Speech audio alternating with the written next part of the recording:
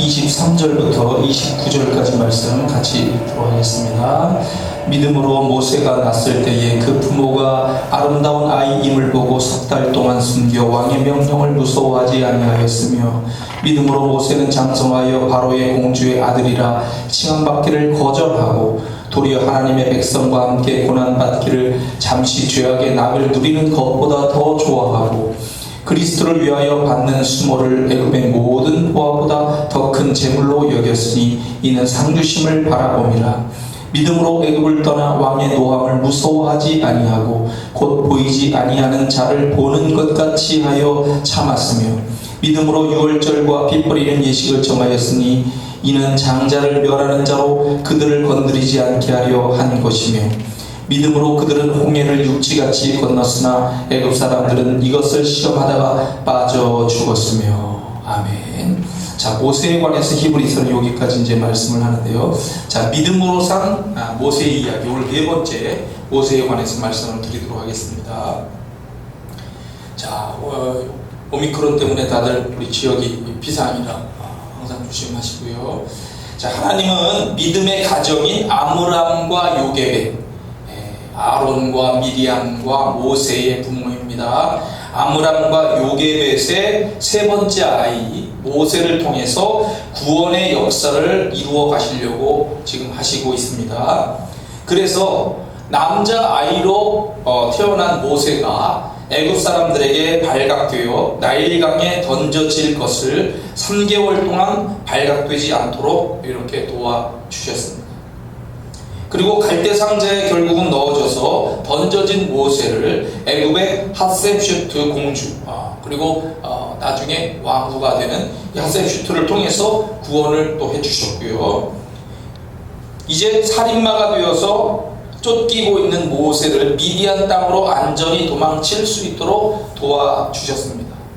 먹고 사는 문제가 이제 심각한 상황 속에서 미디안 제사장의 7명의 딸들이 우물에서 위협을 받을 때 그것을 도와줌으로써 미디안 제사장의 집에 들어가서 첫 번째 딸 시보라와 결혼하면서 사위가 되게끔 해주셨어요. 그래서 안정된 생활을 할 수 있도록 이렇게 인도해 주셨습니다. 그리고 이제 호렙산에서 모세를 부르시는 거예요. 이런 장면으로 이제 연결이 되어집니다. 제가 북한에서 북한에서 중국을 거쳐서 중국에 이제 유학생으로 이제 간 탈북자 청년이 한국에 들어와서 살게 된 그런 영상을 한번 본 적이 있습니다. 유학생들이 사상적으로 이탈을 자꾸 하게 되니까 그거를 막기 위해서 북한에서 북한 보위원들이 엄청나게 중국으로 들어와서 감시를 하게 됩니다. 그 당시에 이 북한 유학생 김모모 이 학생은 이 독서회라고 하는 것을 비밀 조직을 만들었어요. 그래서 1년 동안 새로운 세계에 대한 꿈을 꾸면서 그 친구들하고 같이 활동을 하게 되는데 이게 발각이 됩니다. 왜냐하면 이 사람들이 책을 읽고 세상을 보면서 언론에다가 활동을 하기 시작합니다. 여기저기 투서도 보내요. 그러니까 꼬리가 결국 길면 밟힌다고 밟히게 된 거죠. 특히 그 당시에 김정일이 죽었습니다. 김정일이 죽었는데 유학생들 몇 명이 모여서 야, 잘 죽었다, 파티를 벌이자 라고 한 정보가 들어가면서 이제 난리가 나고 수사망이 좁혀온 거죠. 먼저 텐진에 있었던 한 유학생이 불려 들어가게 되는데 갑자기 고위부가 기숙사까지 찾아와가지고 그의 모든 소유물들을 검사하기 시작했어요. 그리고 그 가방에 국가론이라고 하는 책이 있었는데 이것이 많은 유학생들이 돌려보던 책이에요. 거기에 막 수많은 밑줄들이 쳐져 있는데 이런 것들이 이제 발각이 되면서 끌려가게 됐죠. 그리고 걱정을 하고 있던 차에 일주일 후에 이 김모모 학생에게도 북한 대사관에서 비자 문제로 처리할 일이 있으니까 와달라라고 이렇게 묻는 거예요. 그런데 이미 이러한 것들을 예상을 해서 한 달 전에 기숙사의 방을 다른 방으로 이렇게 비밀리에 보고하지 않고 옮겼답니다. 그러니까 기숙사 와서 찾았는데 얘가 없으니까. 그래서 이제 전화가 온 거죠. 그런데 비자 문제로 처리할 일이 있다고 하지만 2주 전에 이미 이 학생은 비자 문제를 처리했어요. 그리고 비자 문제는 원래 대학 당국하고 협력을 해서 처리를 해야 되는 거거든요. 근데 대사관이 뛸 일이 없다고 그래요. 근데 대사관에서 그거 비자 문제로 처리할 일이 있으니까 와달라고 하니까 이게 이제 그 나를 몰래 불러가지고 잡으려고 하는 미끼다라고 하는 것을 알아채고 내가 오후 5시까지 들어가겠다, 일이 있으니까 하고서 핸드폰을 이제 파기시키고 그리고 거기서 기숙사에서 이제 탈출을 시도합니다. 급히 옷 몇 개를 챙겨가지고 외부 상황들을 체크하면서 택시를 타가지고 한인촌의 단골 PC방으로 갔답니다. 그래서 그 PC방 주인하고 이제 많이 갔기 때문에 알아서 내가 한국을 가고 싶은데 지금 도망쳐 나왔다, 묵을 곳이 없겠냐 라고 도와달라고 부탁을 하니까 그 내부에 그 이제 숙소가 있었어요. 그래서 다른 애들을 내보내고 거기서 3주 동안을 이제 이렇게 있게 하는데, 숨어 지내게 하게 하는데 이제 돈이 떨어져 가는 거죠. 그러니까 이제 나중에 돈도 없고 배도 고프고 이렇게 하면서 이제 마지막이다라고 생각하면서 이제 길거리를 조심스럽게 이제 돌아다니고 있는데 피자 가게가 눈에 딱 보이더라는 거예요. 근데 그 피자 가게에 2명의 한국인이 앉아있는 모습이 보였던 거예요. 그 한국인은 어디 가도 한국인인 게 딱 표시가 난대요. 그래서 그 사람들한테 무조건 들어가서 내가 북한 유학생인데 한국에 가고 싶다, 도와달라 라고 하니까 한 사람은 웃고 있고 한 사람은 이제 네가 진짜냐 라고 이렇게 이제 묻고 진짜인 것을 이제 마음을 체크를 해보고 이 사람이 한국으로 갈 수 있는 그런 안전한 길을 가려면 이렇게 해야 된다라고 설명을 해 주었는데, 그 사람이 누구냐면은 그 지역에서 탈북민들을 돕고 있는 어느 목사님이었어요.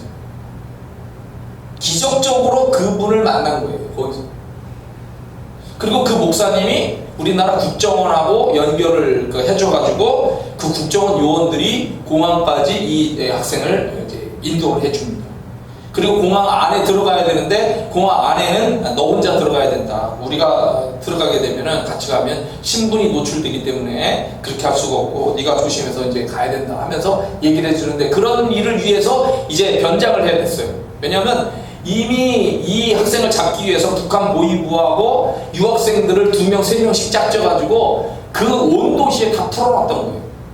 그래서 머리도 염색하고 안경도 쓰고 복장도 이렇게 다르게 하고 이렇게 하면서 변장을 하고 이제 그 공항 안으로 딱 들어갔는데, 자기가 봐도 자기가 이제 그 접했었던 그 보이원들이 막 보이는 거예요. 정말 막 옆으로 스쳐가기도 하고 막 가슴이 막 미칠 것 같은 상황이죠.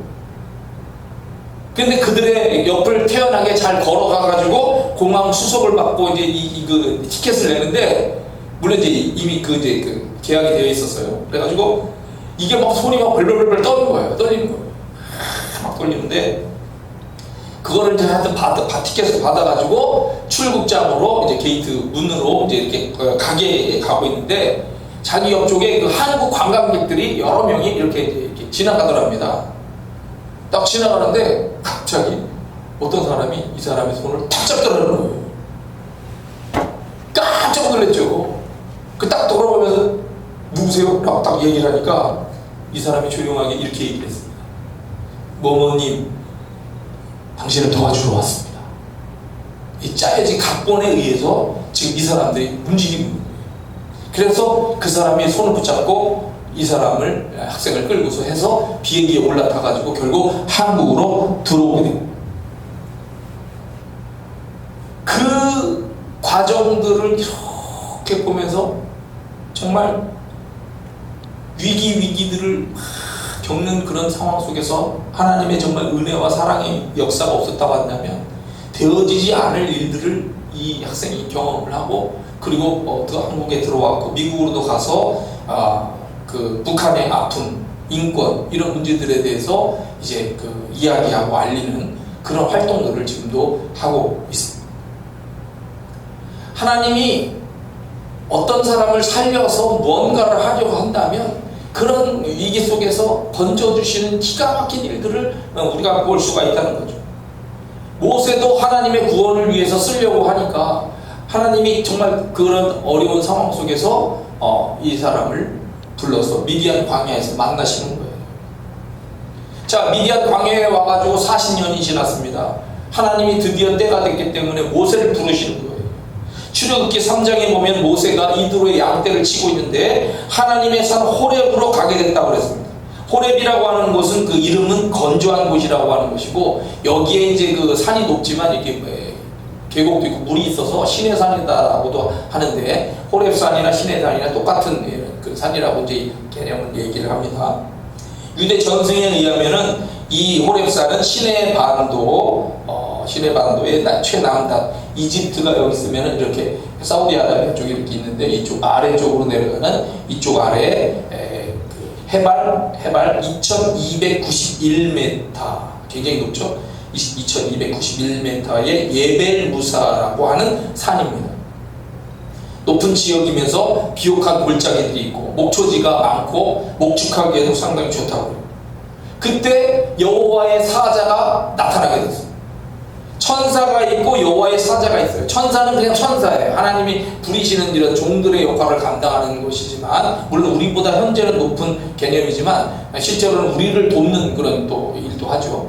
근데 이제 여호와의 사자는 개념이 천사와 달라요. 어떨 때는 비슷하게도 나타나긴 하지만, 여호와의 사자는 구약에 나타난 예수 그리스도를 말하는 것으로 이해를 합니다.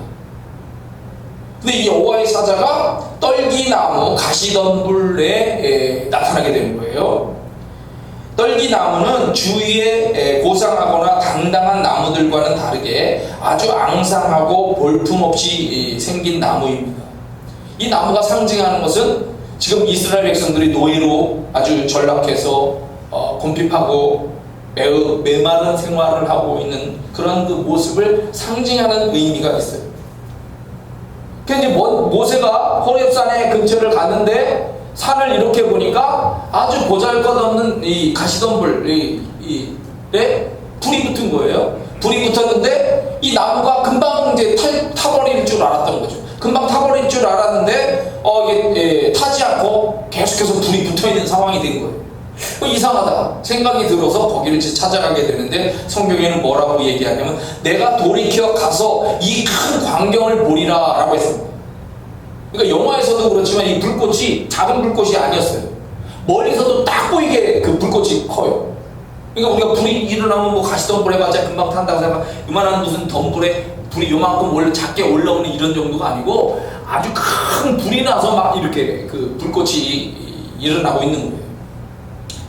내가 가서 그 광경을 봐야 되겠다 해가지고 모세가 가까이 딱 가는 순간, 그때 그 불꽃 가운데서 여호와의 사자가 모세의 이름을 불러요. 모세야, 모세야. 2번을 불러요. 이 2번을 부르는 것은 굉장히 항상 의미가 있습니다. 하나님이 강조하시는 것도 되고, 하나님이 어떤 사람을 이렇게 할 때, 저도 어릴 때 이제 꿈에서도 그런 하나님의 음성을 들었는데, 이렇게 2번을 부르는 것은 친근감도 되고요. 그래요. 그러니까 이제 이 모세가 깜짝 놀라가지고 내가 여기 있나이다 라고 얘기를 하니까 이리로 가까이 오지 말라 라고 딱 제안을 시킵니다. 내가 선 곳은 거룩한 땅이니 내 발에서 신을 벗으라. 나는 내 조상의 하나님이니 아브라함의 하나님, 이삭의 하나님, 야곱의 하나님이니라. 모세는 애굽에 있을 때 궁정에서 궁정의 학문들을 배우고 전투 능력들을 길러서 그 장군으로서 전투에 나가서 사람도 죽일 수 있을 가능성이 있습니다. 그리고 직접적으로 이스라엘을 위해서 뭔가 해보겠다고 해가지고 살인까지 저지른 상태예요. 그거를 따지지 않더라도 완전하신 하나님 앞에서 그 누구도 당연히 의롭다라고 인정을 할 수가 없고, 신을 벗는 이 노예의 자세, 이 노예는 신을 안 신었거든요. 노예의 자세로 순복하는 자세를 요구하시는 거죠. 하나님은 모세의 죄, 모세의 혈기의 모습, 스스로 뭔가 할 수 있다는 마음, 뭐든지 다 그의 마음을 다 헤아리고 알고 있을 거예요. 인간이 하나님 앞에서 유한하고 불완전한 모습을 가지고 있는데 그거를 너 이 순간에 내려놔라. 그거를 먼저 요구하시는 거예요. 하나님의 거룩하고 완전한 모습 앞에서 인간은 누구나 다 자기의 신발을 벗어야 돼요. 하나님의 거룩한 그 존전 앞에 담대하게 설 수 있는 사람은 없어요. 우리는 신약적으로 예수 그리스도의 피를 의지해서만 설 수 있는 것이지 우리 스스로가 당당하게 설 수 있는 사람은 아무도 없어요. 하나님이 먼저 딱 죄를 딱 거시면서 이렇게 말을 하는데 하나님이라는 존재 자체도 두렵고 자기 이름도 알고 있으며 이렇게 조상이 하나님이다 라고 얘기하는데 모세가 이제 너무 두렵죠. 그래서 얼굴을 이렇게 가렸어요. 왜 하나님을 보면 죽는다라고 하는 게 항상 기본적인 그 유대들에게도 있고 우리도 그 불완전한 인간이 존재하는 하나님의 거룩하신 모습 앞에서 보면 당연히 이 머리를 숙이고 눈을 가리워야 되는 개념. 얼굴을 가리우니까 하나님이 이제 이야기를 계속해 주시는데 아주 많은 이야기가 출애굽기에는 나옵니다. 내가 애굽에 있는 내 백성의 고통을 분명히 봤다. 그들이 그들의 감독자로 말미암아 부르짖음을 들었다. 그 근심을 안다. 내가 내려가서 그들을 애굽인의 손에서 건져내고 그들을 그 땅에서 인도하여 아름답고 광대한 땅, 젖과 꿀이 흐르는 땅, 곧 가나안 족속, 헷 족속, 아모리 족속, 브리스 족속, 히위 족속, 여부스의 족속의 지방에 데려가려 하노라. 이제 가라. 이스라엘 자손의 부르짖음이 내게 달하고 애굽 사람이 그들을 괴롭히는 학대도 내가 보았으니 이제 내가 너를 바로에게 보내어 너에게 내 백성 이스라엘 자손을 애굽에서 인도하여 내게 하리라. 하나님은 이스라엘 백성들의 고통받고 있는 현실을 알고 계십니다. 그리고 놀라운 구원의 계획을 실행할 것이다. 계획을 알려주시고 이제 그 일을 누가? 모세가 해야 된다라고 아주 중요하고 놀라운 사명을 말씀해 주셨어요. 근데 모세는 계속 거절을 하죠. 그 말씀들에 그 다음 이후에 계속 거절하는데 처음에 이야기가 중요한 게 이겁니다. 하나님께 말씀하기를 내가 누구인데 제가 누구이기에 바로에게 가며 이스라엘 자손을 애굽에서 인도하여 낼 수가 있겠습니까? 인간적으로 얘기하면 저 나이 80입니다. 할아버지예요. 제가 어떻게 가서 뭐 그런 일을 하겠습니까? 부르시려면 좀 젊을 때 부르시든가. 네, 하나님이 말씀하시죠. 한번 따라서 하겠습니다. 내가 반드시 너와 함께 있으리라. 내가 반드시 너와 함께 있으리라. 네가 그 백성을 애굽에서 인도하여 낸 후에 너희가 이 산에서 하나님을 섬기리니 이것이 내가 너를 보낸 증거니라. 살인으로 인해서 애굽에서 도망쳤었던 모세가 그 모든 것을 딛고 다시 애굽으로 돌아간다는 것은 이거 굉장히 커다란 두려움의 그 일이에요. 그리고 이스라엘을 구원한다는 일은 자기 혼자서 당연히 할 수 없는 일이죠. 근데 모세는 나이도 있고 자기 생각을 했겠죠. 걱정도 너무 많이 되는 거니까. 근데 하나님은 내가 너와 함께 하겠다. 큰 일을 구원을 해내도록 만들겠다 라고 임마누엘의 약속을 해주셨어요. 근데 그게 팍 와닿질 않죠, 금방. 그러니까 모세는 계속 거절해요.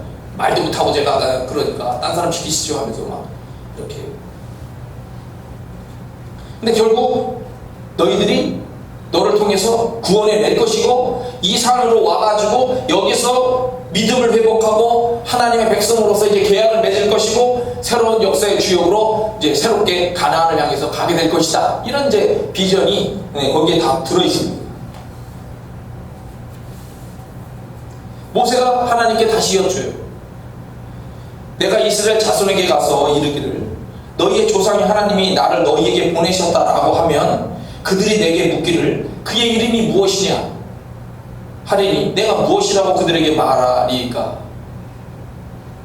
하나님이 이때 두 가지를 이야기를 해주셨어요. 나는 스스로 있는 자니라. 또 이르시되 너는 이스라엘 자손에게 이같이 이르기를 스스로 있는 자가 나를 너희에게 보내셨다 하라. 자, 이게 첫 번째 중요한 하나님에 대한 증언이에요. 두 번째, 모세에게 또 이야기를 하시는데, 너는 이스라엘 자손에게 이같이 이르기를, 너희 조상의 하나님 여호와 곧 아브라함의 하나님, 이삭의 하나님, 야곱의 하나님께서 나를 너희에게 보내셨다 하라. 이는 나의 영원한 이름이요 대대로 기억할 나의 칭언이라. 굉장히 중요한 표현을 해주셨어요. 자, 내 이름의 권위, 내 이름을 가르쳐주는데 두 가지를 가르쳐줘요. 첫 번째, 나는 스스로 있는 자다. 히브리어 말로는 예흐웨, 아세르, 예흐웨.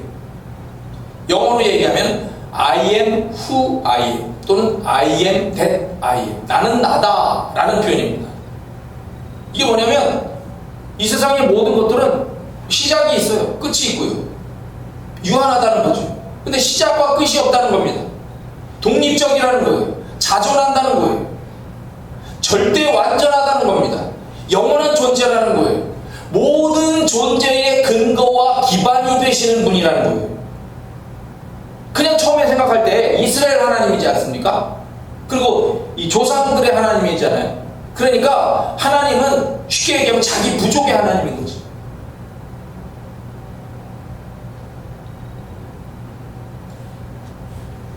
너희가 믿고 있는 나는 너희만의, 너희 부족만의 작은 범위의 하나님이 아니야 라고 얘기를 해주시는 거란 말이에요. 나는 온 세상을 다스리고 주관하시는 우주적인 하나님이야 라고 가르쳐 주는 거예요. 그리고 중요한 것이 그 우주적인 하나님이 바로 너희 조상의 하나님이야. 아브라함과 이삭과 야곱을 딱 이야기를 하면서 이 세 명의 족장들의 하나님이야 라고 얘기하시는, 온 세상을 다스리시고 주관하시는 하나님이 바로 부족의 조상들을 불러서 복을 주시겠다라고 약속을 하셨는데, 지금도 그 약속을 신실하게 지키고 계시는 하나님이신 겁니다. 하나님의 계획은 세상을 구원하시고자 하시는 놀라운 계획을 가지고 계시고, 그 귀한 계획을 위하여 아브라함과 이삭과 야곱을 선택하셨고 이제 그 자손 이스라엘을 사용하시는 겁니다. 굉장히 중요한 거예요. 우리가 어떤 사람들이 기독교의 그 신앙을 조롱할 때, 야 그거 이스라엘의 하나님 아니야? 라고 이렇게 얘기할 때가 있어요. 그게 아니에요. 그죠? 이스라엘 하나님이시지만 온 세상을 만드시고 주관하시는 하나님인 걸 우리가 고백하고 우리 하나님이 되는 거예요. 그 하나님이 모세를 불러서 사명을 주시고 애굽으로 보내셨는데, 모세가 확신이 안 드는 거예요. 확신이 마음속에. 그러니까 자꾸 말로 미루다가 하나님이 막 혼내킬 것 같은 분위기로 가니까 모세가 이제 거기서 더 이상은 말을 못하는 상황이 되고 머뭇머뭇하고 있는 그런 상황 속에서 하나님이 확신을 위하여 기적을 일으켜 주시는데, 두 가지 기적을 보여주십니다. 첫 번째가 지팡이가 뱀이 되는 거예요. 너 가지고 있는 게 지팡이잖아. 그 지팡이를 땅에 던져봐. 딱 던지니까 이게 막 뱀이 되는 거예요. 호보라기죠. 막 무서워서 피하는데, 야 무서워하지 말고 그 뱀의 꼬리를 잡아. 꼬리를 탁 잡으니까 다시 지팡이로 딱 변하는 거예요. 뱀이라고 하는 것은 사탄을 상징하고 사탄의 세력들을 말하는 상징입니다. 그리고 이 뱀은 애굽을 상징하는 거예요.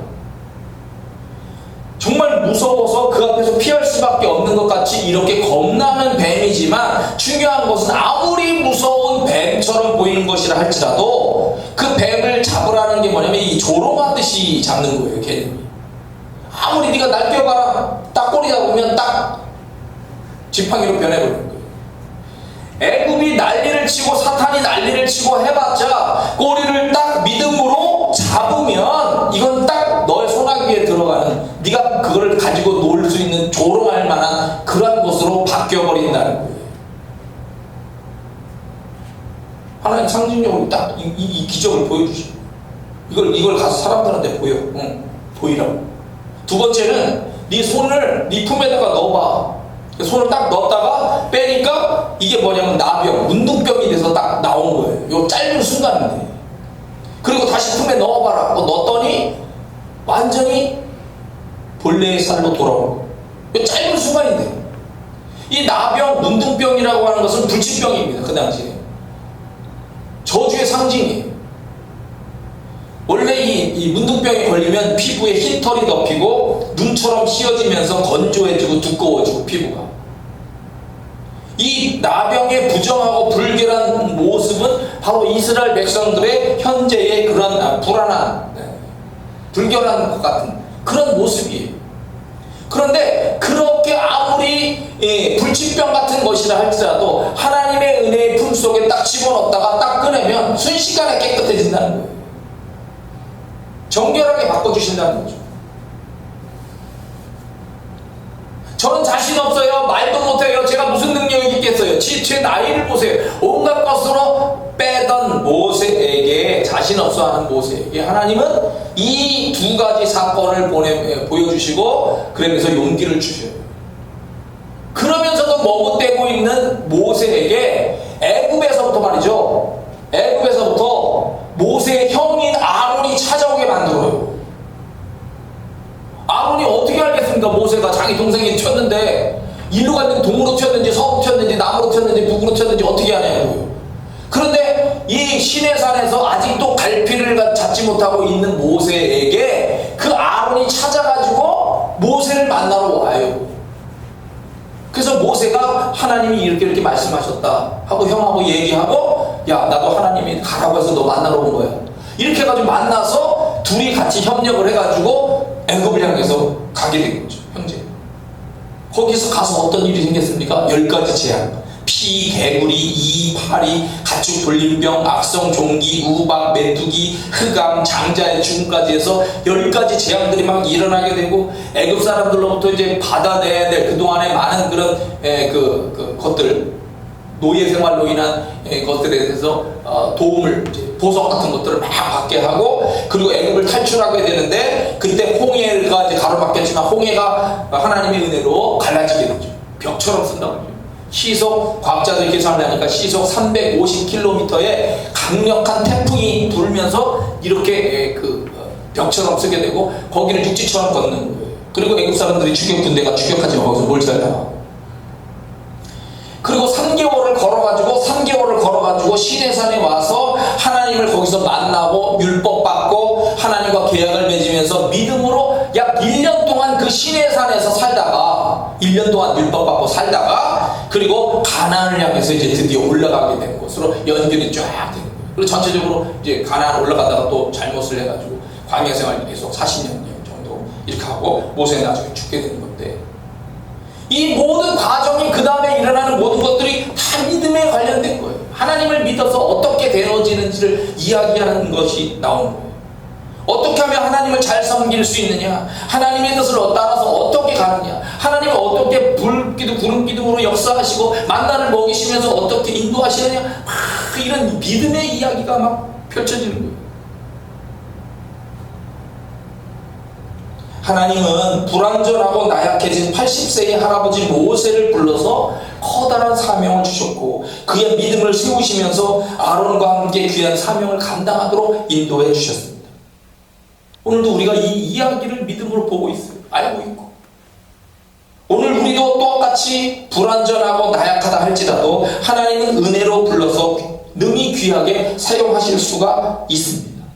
믿음으로 우리도 그런 부르심을 믿음으로 동일하게 믿고 따라가게 되면은 하나님은 우리를 통해서 귀한 역사를 일으켜 주시고 귀하게 사용해 주신다는 것을 우리도 믿어야 되는 거예요. 믿음으로 살자, 믿음으로 가보자, 믿음으로 승리하자. 이게 믿음의 역사에서 우리가 배울 수 있는 거예요. 자, 마지막으로 한번 외치고 마치도록 하겠습니다. 믿음으로 살자, 믿음으로 가보자, 믿음으로 승리하자. 믿음의 역사는 이렇게 해서 놀랍게 이루어나게 예치게 된 거예요. 우리 모두도 귀하게 하나님으로부터 믿음으로 쓰임받는 여러분과 제 삶 되길 축원합니다. 기도하겠습니다.